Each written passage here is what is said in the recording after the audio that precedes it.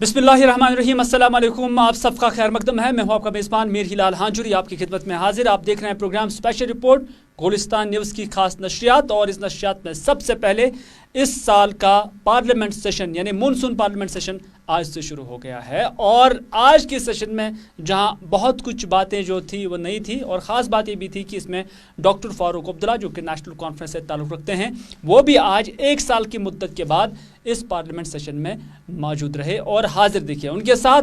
उनके ही पार्टी के रिटायर्ड जस्टिस हसनैन मसूदी अनंतनाग पार्लियामानी नशस्त से जो चुन के आए थे, वो भी आज उनके साथ नज़र आए। और बहुत ही मुद्दत के बाद डॉक्टर फारूक अब्दुल्ला को मुल्क के बड़े ऐवान यानी पार्लियामेंट में आज देखा गया। लेकिन पार्लियामेंट में सबसे पहले आज औपचारिक मोशन लाई गई, जिसमें उन लोगों को जो खराज तहसीन और खराज अकीदत पेश की गई है जो पिछले सेशन से लेकर आज तक की मुद्दत के दौरान इंतकाल कर गए, और ख़ास तौर पर वो जो इस पार्लियामेंट या जम्मू कश्मीर के साथ साथ मुल्क के किसी भी ऐवान के साथ जुड़े रहे होंगे, उन्हें खराज तहसीन पेश की गई है। लेकिन साथ ही साथ आज वज़ीर आज़म नरेंद्र मोदी भी आए, और वज़ीर आज़म नरेंद्र मोदी ने पार्लियामेंट में आज की कार्रवाई शुरू होने से पहले ही उनने कुछ ऐलानात भी किए। और ख़ास तौर पर जो मुल्क का पार्लियामेंट है ये कैसे चलेगा, इस पर भी उन्होंने बात की, क्योंकि उन्होंने कहा है कि इस पार्लियामेंट से आज तक भी बड़े बड़े फ़ैसले जो है लिए गए हैं, और जो अवामी मसाइल है उन पर बहस व तमीज़ हुई है, उन पर बात हुई है, और उसी कल्चर को जो पार्लियामेंट का रहा है उसी रिवायत को जारी रखते हुए अपोजिशन समेत जितनी भी पार्टियां हैं या हिज़्ब इक़्तिदार या हिज़्ब इख्तिलाफ़ की जमातें या उनके लीडरान, वो इस बार भी वो अपना भरपूर ताउन जो है मुल्क की खिदमत के लिए हुकूमत को फराहम करेगा। और साथ ही साथ उन्होंने ये भी कहा है कि इस बार भी इस पार्लियामेंट के ज़रिए कुछ अहम और बड़े फैसले लिए जा सकते हैं। इस सत्र में कई महत्वपूर्ण निर्णय होंगे, अनेक विषयों पर चर्चा होगी, और हम सबका अनुभव है कि लोकसभा में जितनी ज्यादा चर्चा होती है, जितनी गहन चर्चा होती है, जितनी विविधताओं से भरी चर्चा होती है, उतना सदन को भी, विषय वस्तु को भी और देश को भी बहुत लाभ होता है। इस बार भी उस महान परंपरा में हम सभी सांसद मिलकर के वैल्यू एडिशन करेंगे, ऐसा मेरा विश्वास है। इस सदन की और भी एक विशेष जिम्मेवारी है, और विशेष करके इस सत्र की विशेष जिम्मेवारी है। आज जब हमारी सेना के वीर जवान सीमा पर डटे हुए हैं, बड़ी हिम्मत के साथ, जज्बे के साथ, बुलंद हौसलों के साथ दुर्गम पहाड़ियों में डटे हुए हैं, और कुछ समय के बाद बर्फ वर्षा भी शुरू होगी। जिस विश्वास के साथ वो खड़े हैं, मातृभूमि की रक्षा के लिए डटे हुए हैं, ये सदन भी, सदन के सभी सदस्य एक स्वर से, एक भाव से, एक भावना से, एक संकल्प से वो संदेश देंगे सेना के जवानों के। चले, वज़ीर आज़म नरेंद्र मोदी ने आज जहां मुल्क के पार्लियामेंट के हवाले से बात की, लेकिन वहीं पर उन्होंने एक अहम बात भी कही है कि मुल्क की जो सेना है, जो फ़ौज है, उन्हें उम्मीद है कि इस ऐवान से, पार्लियामेंट के ऐवान से एक बड़ा मैसेज चला जाएगा। और बड़ा मैसेज क्या था? वो फ़ौज को जो उनके पीछे ये दिखाने की कोशिश है कि पूरा मुल्क उनके साथ है, क्योंकि LAC से लेकर LOC पर अभी फ़ौज तैनात है, और चाइना के साथ हालात काफ़ी कशीदा है। और माना जा रहा है कि उसी पस मंज़र में जो वज़ीर आज़म नरेंद्र मोदी है उनका ये बयान आया है और इस बयान की काफ़ी मानी व मफहूम भी है, क्योंकि कहीं ना कहीं एक चैलेंज कहा जा सकता है या एक इशारा भी कहा जा सकता है कि आने वाली सर्दियां हैं और उसमें हालात और कशीदा हो सकते हैं और इसमें फौजियों का काफ़ी रोल जो है बॉर्डर्स पे बनता है। और ख़ास तौर पर जब हम लाइन ऑफ एक्चुअल कंट्रोल का जिक्र करते हैं, जहां पर किसी भी वक्त जो लावा है वो फूट सकता है और वहां पर जो फौज तैनात है और आए रोज उस फौज में इजाफा भी किया जाता है, उसी को लेकर कहीं ना कहीं वज़ीर आज़म नरेंद्र मोदी ने एक मैसेज दिया, एक पैगाम दिया, जिसमें उन्होंने कहा कि उन्हें उम्मीद है कि ये पार्लियामान या ये इदारा, ये पार्लियामेंट अब उन फौजियों को या उनके जहनों में ये बात ज़रूर एक मैसेज पास ऑन करेगा कि पूरा मुल्क और पूरा ऐवान, पूरा पार्लियामेंट उनके साथ शाना बशाना हाजिर है। इस सदन की और भी एक विशेष जिम्मेवारी है और विशेष करके इस सत्र की विशेष जिम्मेवारी है। आज जब हमारी सेना के वीर जवान सीमा पर डटे हुए हैं, बड़ी हिम्मत के साथ, जज्बे के साथ, बुलंद हौसलों के साथ दुर्गम पहाड़ियों में डटे हुए हैं और कुछ समय के बाद बर्फ वर्षा भी शुरू होगी। जिस विश्वास के साथ वो खड़े हैं, मातृभूमि की रक्षा के लिए डटे हुए हैं, ये सदन भी, सदन के सभी सदस्य एक स्वर से, एक भाव से, एक भावना से, एक संकल्प से वो संदेश देंगे, सेना के जवानों के पीछे देश खड़ा है, संसद और सांसद सदस्यों के माध्यम से खड़ा है, पूरा सदन एक स्वर से देश के वीर जवानों के पीछे खड़ा है। ये बहुत ही मजबूत संदेश भी ये सदन देगा, सभी माननीय सदस्य देंगे, ऐसा मेरा पूरा विश्वास है। अच्छा नाज़रीन, अब स्पेशल रिपोर्ट में बात करते हैं आईईडी ब्लास्ट की, जो कहीं ना कहीं आज जो है रिकवर किया गया है, बरामद किया गया इस आईईडी को पट्टन इलाके में, जो कि नॉर्थ कश्मीर के ज़िला बारामूला में पड़ता है। इससे पहले भी हमने देखा कि इस तरह की मायने यहाँ पर देखी गई हैं और उसके बाद बम डिस्पोजल स्क्वाड ने उसे नाकारा बना दिया और आज भी जब इसे वहाँ पे डिटेक्ट किया गया, जो वहाँ फौज और पुलिस की विंग है उनकी जानब से, तो उसके बाद जो बम डिस्पोजल स्क्वाड लाया गया, जिन्होंने इस माइन को नाकारा, इस आईईडी को नाकारा बना दिया। चले नाज़रीन, आप देख रहे हैं स्पेशल रिपोर्ट और स्पेशल रिपोर्ट में आप बात करते हैं सीपीआईएम के सीताराम येचुरी के हवाले से, क्योंकि दिल्ली दंग को लेकर उनके खिलाफ चार्जशीट दायर की गई है और साथ ही साथ इसी मामले को लेकर कि ये चार्जशीट वापस लिया जाए और जो भी एक्शन या जो भी कार्रवाई आप सीपीआईएम के सीनियर लीडर के साथ कर रहे हैं, यानी सीताराम येचुरी के साथ कर रहे हैं, उसके खिलाफ आज शहर श्रीनगर के अंदर सीपीआईएम के वर्कर्स ने एहतजाजी मुजाहरा किया और उन्होंने कहा कि खामखा पर सीताराम येचुरी को हैरस किया जाता है और उनके खिलाफ जो चार्जशीट लगाया गया है उसे वापस लिया जाए। और साथ ही साथ उन्होंने ये भी मुतालबा किया है कि जम्मू कश्मीर के अंदर 4G रेस्टोरेशन के हवाले से फ़ौरन से पेशतर कोई फैसला लिया जाए, क्योंकि इंटरनेट 4G स्पीड की सूरत में दस्तयाब न होने की वजह से जम्मू कश्मीर के आवाम को गुनगु मुश्किलात का सामना करना पड़ रहा है। 1 साल से ज़ायद वक्त हो चुका है कि जब जम्मू कश्मीर में 4G सर्विसेज जो है दस्तयाब नहीं है। उन्होंने ये भी कहा कि गांदरबल में अगर जो ट्रायल बेसिस पर ये इंटरनेट सहूलियत मैसर भी रखी गई है, रेस्टोर भी की गई है, वहीं पर एक एग्जाम्पल बनना चाहे गांदरबल कि बाकी डिस्ट्रिक्ट्स में भी इससे रेस्टोर किया जाए। मुल्क के पूरे रियासतों में हेडक्वार्टर पे सीपीआईएम आज एहतजाज कर रहे हैं। एहतजाज इसलिए हो रहा है क्योंकि मुल्क में बेरोजगारी की शरह सबसे ज़्यादा है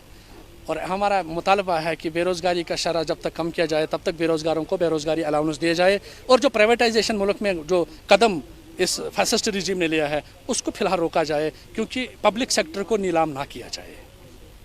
और हमारे डिमांड्स जम्मू कश्मीर के हवाले से डिमांड है, जितने भी कैदी 5 अगस्त के बाद है, चाहे मुल्क के बाहर जेलों में है या मुल्क ये स्टेट के अंदर है, उनको जल्द अज जल्द रिहा किया जाए, 4G इंटरनेट सर्विस बहाल की जाए और फ्रूट मालिकान को जो रास्ता है वो बंद नहीं रहना, 24 घंटा खुला रहना चाहिए ताकि फ्रूट मालिकान को फ़ायदा मिले। हमारी डिमांड है CPIM के state central secretary Sitaram Yechury के खिलाफ जो दिल्ली पुलिस ने कार्रवाई की है वो भेजा है, हम उसकी मजम्मत करते हैं, मुखालफत करते हैं और हमारा मानना है कि उसके खिलाफ जो कार्रवाई है वो भेजा है वो नाशाइस्ता है।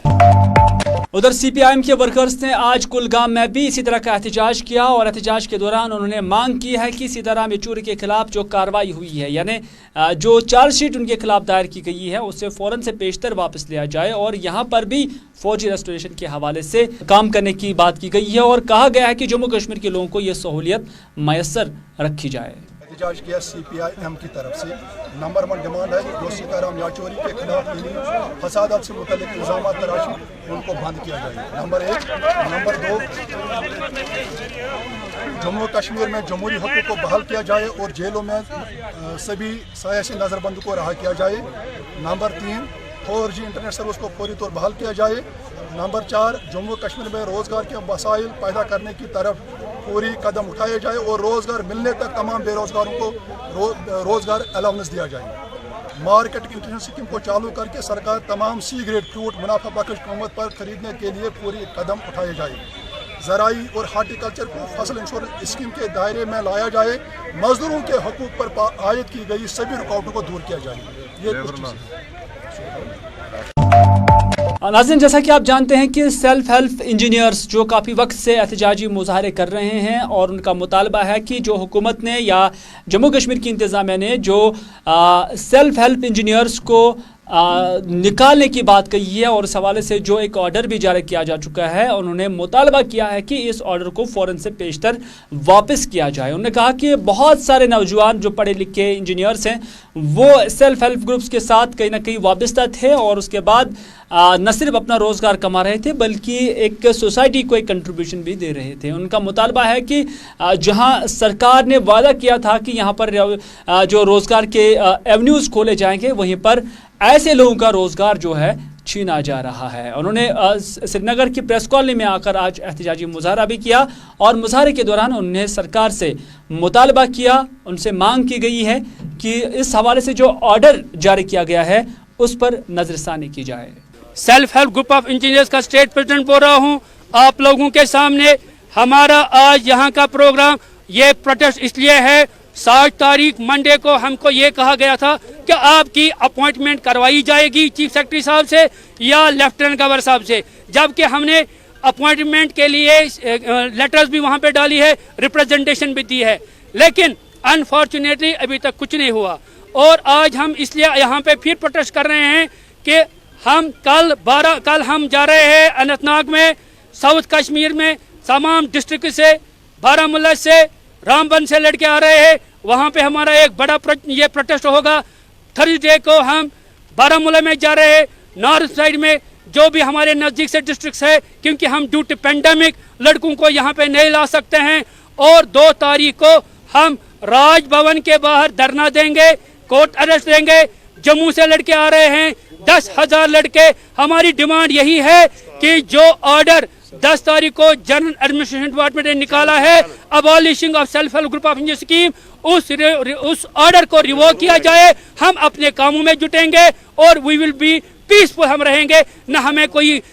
शौक है सड़कों पे आने का। यही हमारी रिक्वेस्ट है, डिमांड है गवर्नमेंट से। नाज़रीन, महकमा सेहत में काम कर रहे सफाई कर्मचारी और उसके साथ साथ जो कंसल्टेटेड बेसिस पे काम करने वाले वर्कर्स हैं, उनकी जानिब से भी आज एहतजाजी मुजाहरा हुआ। मुजाहरे के दौरान इन लोगों ने, इन वर्कर्स ने कहा कि वो तनदेही से अपना काम अंजाम दे रहे हैं, लेकिन उनके हक में मिनिमम वेज एक्ट जो है वो लागू नहीं होता है। यानी जो सैलरी वो डिज़र्व करते हैं वो उजरत उन्हें नहीं मिल रही है और बाज़ औक़ात ये वक्त पर भी नहीं मिल रही है। इस हवाले से उन्होंने आज एहतजाजी मुजाहरा किया और सरकार से मुतालबा किया कि मिनिमम वेज एक्ट को यहाँ पर अमल में लाया जाए और साथ ही साथ उनके हक में भी इंसाफ जो है उन्हें फराहम किया जाए। बहुत हेल्थ डिपार्टमेंटस मज कंसॉलिडेटेड वर्कर काम करान, यम किन मज helper, consolidate driver, consolidate sweeper, part time sweeper, Yemen सत वुनिक तामत नाइंसाफी रूज गसान नाइंसाफी रूज 1994 पे अज योत 1994 पे रूज नाइंसाफी गसान 2018 मज कोर आर्डर SRO 460 फाइनान्स डिपार्टमेंटन कि आल डिवीजन दियो सा मिनिमम वेजेस दून 7,000 हिसाब सोन डायरेक्टर साहब यम वुनिक तान इम्प्लीमेंट कोर कहें वन तुंद माध्यम सत आला हुकामन रिक्वेस्ट करान कि सोन मसल मकल तो अगर क्वारंटाइन ड्यूटी फ्रंट लाइन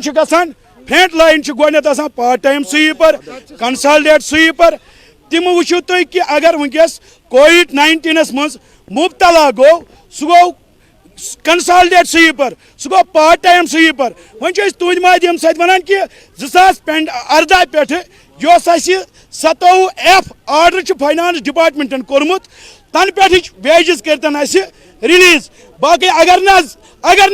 आज यी पन आर्डर दिन कह दिमो पन जान। नाज़रीन, कोविड-19 का कहर लगातार जारी है और इस कोविड के चलते जहां हम देख रहे हैं कि आए रोज़ 1500 के करीब अब रोज़ाना केसेस जो है जम्मू कश्मीर से निकल कर आते हैं और उसके साथ साथ शादी ब्याह की तकरीबात भी यहीं पर मुनक़द होती है। सरकार ने सेट गाइडलाइंस की है और उसके साथ साथ SOPs भी तय किए हुए हैं और इस SOPs में कहा गया है कि भीड़ नहीं होनी चाहिए और इसमें कहा गया है कि साफ़ सफाई का एहतिमाम रखना है और इसमें यह भी कहा गया था कि मास्क का भी इस्तेमाल किया करो। लेकिन ये सारी चीज़ें ख़ास तौर पर मार्केट्स में तो हम देखते ही नहीं है, लेकिन शादियों में भी ये कहीं पर नज़र नहीं आ रही है और यही वजह है कि कुछ दिनों से हमने देखा कि दुल्हा दुल्हन या उसके साथ साथ जो बाराती या यहाँ पर जो मेहमान आए होते हैं वो भी अब कोविड के शिकार बनते जा रहे हैं और दिन ब दिन ये रुझान बढ़ रहा है। हमारे साथी इरफान फाजिल ने मुख्तलिफ इलाकों में जाकर कुछ लोगों के साथ बात की और जानने की कोशिश की कि आखिर क्या वजह है कि शादी ब्याह की तकरीबात में इन चीज़ों का एहतमाम या जो है इंतज़ाम नहीं रखा जाता है। इस पर लोगों का क्या कहना है, आइए देखते हैं। ये जो इस वक्त ये कोविड-19 चल रहा है इसमें हमें बहुत एहतियात करना पड़ेगा। ये शादियों पे जो भीड़ भाड़ होती है वो नहीं रखनी चाहिए। ऐसी भी बहुत लोग हैं जिन्होंने मतलब शादियाँ तो की लेकिन कम लोगों को बुलाया या दुल्हन मतलब अप्रिसिएबल है वो दुल्हा या मतलब दुल्हन वाले जिन्होंने ऐसे इवेंट दिए। आखिर में यही मैं कहना चाहता हूँ कि हमें एहतियात। साइड से आपने कहा कि अच्छी बात है जो लापरवाही नहीं कर रहे, मगर दूसरे साइड से आपको नहीं लग रहा है कि कहीं ना कहीं हम लोग मनमानी के शिकार है, यानी जानबूझ के हम हाव भाव दिखाना चाहते हैं मगर एक साइड से दिखा उसमें हमें तब्दीली लानी पड़ेगी क्योंकि ये वो मतलब इस वक्त वो मतलब ये चल रहा है कि दुनिया परेशान है कि हम किस तरह से बचे, अपने अहल वयाल को कैसे बचाए। हमें इस वक्त सब भेदभाव या सब कुछ छोड़ के मतलब वो करना चाहिए कि प्रिकॉशंस लेनी चाहिए कि गवर्नमेंट हमें क्या बोल रही है तो हमें उसी पे चलना। ये सारे कहते हैं कि हॉस्पिटल वाले बनाते हैं, अफवाहें फैलाते हैं, इनको ये सीरियसनेस ऑफ द सिचुएशन समझ नहीं आ रही है तो समझना चाहिए ऑब्वियसली। अगर गाइडलाइंस सरकार ने रखी है हम फॉलो नहीं कर रहे हैं, फ़ायदा? आई थिंक बेवकूफ़ी हैं जो हम फॉलो नहीं कर रहे हैं। हमें फुल प्रोटेक्शन, देखिए मैं पूरी मास्क सब कुछ फुल प्रोटेक्शन में आई हूँ क्योंकि मुझे पता है कि ये सारी चीज़ें जो हैं ये मेरी हिफाजत के लिए हैं, दूसरों के लिए भी मैं प्रोटेक्शन बन रही हूँ। मास्क मेरा बैरियर बन रहा है दूसरों को ना फैले, लेकिन मेरे लिए खुद के लिए भी है तो इन चीज़ों को लाइटली नहीं लेना चाहिए। जिस तरीके से डिस्ट्रिक्ट एडमिनिस्ट्रेशन ने पहले ही कुछ गाइडलाइंस शादियों को लेकर, मैरिज फंक्शंस को लेकर प्रोवाइड की थी तो हम कह सकते हैं वो कागजी कार्रवाई है क्योंकि लोगों की तरफ से लापरवाही, दुल्हा दुल्हन भी कोविड के शिकार और साथ ही साथ कहीं कहीं जगह पर यह भी खबरें हैं कि डिपार्टमेंट और चेकिंग स्क्वाड जो रखे गए हैं उनकी तरफ से एक बहुत बड़ी नेग्लिजेंस। तो फिलहाल आप भी जानते हैं, हम भी जानते हैं कि कोविड का कहर जारी है मगर ज़मीनी सतह पर ऐसा क्यों ये हम नहीं कह सकते हैं क्योंकि हम खुद समझदार हैं और समझ के जो ना समझे वो मेरी समझ में ना समझ है। With video journalist Abid Qadir के साथ सैयद इरफान फाजिल। नाज़रीन किराम, खेलकूद के हवाले से जम्मू कश्मीर भी किसी के पीछे नहीं है बल्कि हमेशा सफ़े अव्वल पर ही रहा है और सुबहान स्टेडियम सोपोर में फुटबॉल जो है एक टूर्नामेंट का इनेकाद किया गया था और यहाँ पर इस एग्जीबिशन के दौरान मुख्तलिफ खिलाड़ियों ने हिस्सा लिया और उसके साथ साथ खेलकूद का मुजाहरा किया। बड़े जो सीनियर लोग जो ख़ास तौर पर फुटबॉल के खिलाड़ी रहे हैं या उसके साथ साथ फुटबॉल के शौकीन हैं वो भी यहाँ पर मौजूद है। इसमें कोई शक नहीं कि जम्मू कश्मीर हर खेल के मैदान में हर वक्त सफ़े अव्वल पे रहे हैं और हमेशा जम्मू कश्मीर का नाम रोशन किया है। इसी तरह का टूर्नामेंट यहाँ पर भी मुनक़द मुनाकिद हुआ, जिसमें बढ़ चढ़ कर यहाँ के नौजवानों ने, खासतौर पर लोकल नौजवानों ने शिरकत की है। सोपोर के लोगों के लिए और सोपोर के खिलाड़ी जो खेलते हैं फुटबॉल, जिन्होंने खेला है साबिका खिलाड़ी, उनके लिए बहुत खुशी की बात है कि सोपोर कॉलेज ग्राउंड में, जो कि सोपोर कॉलेज ग्राउंड की एक अपनी हिस्ट्री है। जब से हम पैदा हुए 1950 से यहाँ फुटबॉल खेला जा रहा है, लेकिन कुछ हालात की वजह से ऐसे आए कि यहाँ फुटबॉल खेलना मुश्किल हो लगता था। आज जब हम देखते हैं तो बहुत खुशी होती है कि फुटबॉल फिर एक दफ़ा ज़िंदा हुआ है सोपोर में। और दूसरी बात यह है कि जो हम देखते हैं कि आए दिन वादी में और जो सोपोर में देखते हैं कि छोटे बच्चे अब ड्रग एडिक्शन की तरफ हो गए हैं, ये मंशियात की तरफ चले गए हैं, और उससे लगता है कि अगर एक सिलसिला चला फुटबॉल का या और स्पोर्ट्स का चलेगा तो उससे जो ड्रग मेन्स हो वो ख़त्म हो जाएगा और ये बच्चे उस बुराई की से निकलकर इस खेल की तरफ राग़िब हो जाएंगे। मैं पर्सनली बताऊंगा, मैंने कम से कम 20 सालों के बाद यहाँ पे एक मैच खेला है और बहुत ही खुशी हुई यहाँ पे मैच खेल के, क्योंकि इतने सारे लोग मैंने कभी नहीं देखे यहाँ पे। तो पहली बार मैंने देखा कि बहुत सारे लोग हैं यहाँ पे, लोगों का प्यार, और इससे ये पता चलता है कि यहाँ पे फ़ुटबॉल की कितनी ज़रूरत है। और जो निफ़ ने जो इनिशिएटिव लिया है फ़ुटबॉल को फिर से रिवाइव करने के लिए, ये पहली कोशिश हमने सोपोर में की है और हमारी यही कोशिश रहेगी कि आने वाले जो वक्त में जो सारे डिस्ट्रिक्ट्स में ऐसे एग्जीबिशन मैचेस हो और वहाँ पे भी फ़ुटबॉल रिवाइव हो, ताकि जो यूथ है ज़्यादा से ज़्यादा फुटबॉल के साथ इन्वॉल्व हो। और जितने भी टैलेंटेड प्लेयर्स हैं, जैसे कि आपने देखा यहाँ पे एक मूसा छोटा लड़का, और उसने अपना टैलेंट दिखाया, हालांकि उसको कम मिनट्स मिले मैच में, उसने अपना टैलेंट दिखाया और इससे पता चलता है कि सोपोर में भी फ़ुटबॉल है। और हमारी यही कोशिश रहेगी कि ऐसे फ़ुटबॉल प्लेयर्स को हम ज़्यादा से ज़्यादा प्लेटफॉर्म उनको तैयार करके दें ताकि वो भी आगे बढ़े। नाज़रीन किराम, आप जानते हैं कि इस सोसाइटी में बुज़ुर्गों के साथ किस तरह का बर्ताव किया जाता है, और ख़ास तौर पर अब बच्चे जो है अपने वालिदैन के साथ ठीक तरह से पेश नहीं आते हैं, और ये हमारे समाज में एक बहुत ही ख़तरनाक मसला बन चुका है। हालांकि इस हवाले से जहां इसे मॉरल डिग्रेडेशन भी कहा जाता है, यानी इखलाकी गिरावट कहा जा सकता है, कि जिन वालिदैन ने अपने बच्चे को बड़ा किया और उसके बाद वो बड़ा होकर अपने वालिदैन को ही फरामोश करते हैं, उसी चीज़ को देखते हुए एक गाना रिसेंटली जो है इसे रिलीज़ किया गया है। इससे वादी कश्मीर के एक मारूफ फुलकार राजा बिलाल ने गाया और एक ख़ास मैसेज दी है उन लोगों के लिए, उन बच्चों के लिए जो अपने वालिदैन के साथ नारवा सलूक रवा रखते हैं और उसके साथ साथ उनके साथ वो सलूक नहीं करते हैं जो वो बुज़ुर्गी में डिज़र्व करते हैं। क्योंकि एक वालिदैन जो है वो अपने बच्चे को खून पसीने से जो है संभालता है और उसके साथ पालते हैं, लेकिन क्या है कि यही बच्चे फिर बड़े होकर अपने माँ बाप को फरामोश करते हैं, और यही वजह है कि ऐसे वालिदैन को फिर बुज़ुर्गी में ओल्ड एज होम में जाना पड़ता है।